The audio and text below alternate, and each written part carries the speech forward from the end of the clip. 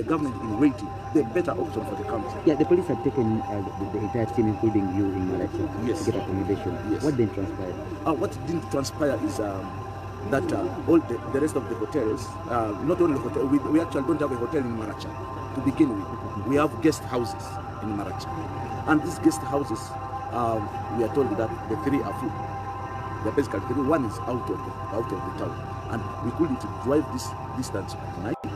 And the ownership of that restaurant, guest house, is also questioned because this is a regime apologist, I could say. And after getting this information, we couldn't allow ourselves to be led into a trap. Otherwise, we are putting our lives at risk. And the only thing is, like I had requested the security of Arua when we were doing arrangements, that our president be allowed to come to sleep in Arua, only to sleep, to have a good rest, so that he can rejuvenate for the next day to continue with these campaign trails. And we are campaigning like we're in a foreign land.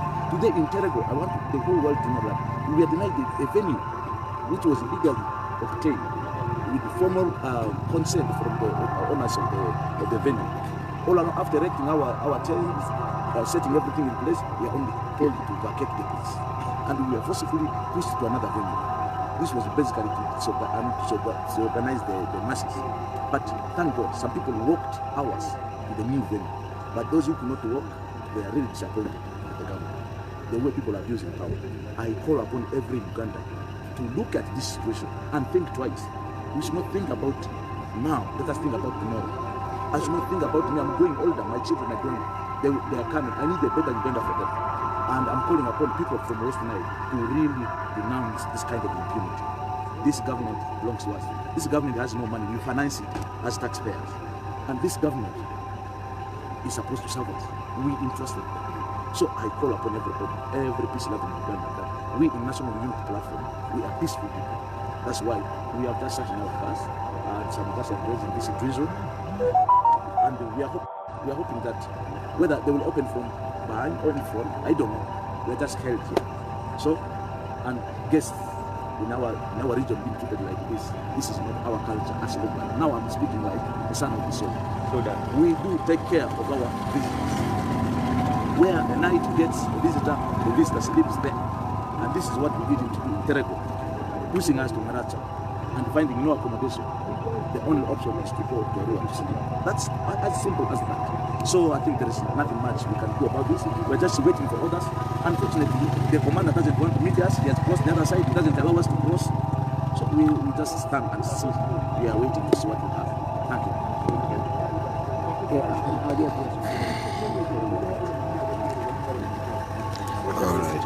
Embeera bonna atulaba era atuwuliriza embeera eri wano mu bitundu okuva e Maracha okudda mu Arua, era nga Pulezidenti Kyagulanyi Ssentamu Robert ategeezezza teyeetaaga negotiation n'abantu bano okumukkiriza okugenda mu woteeri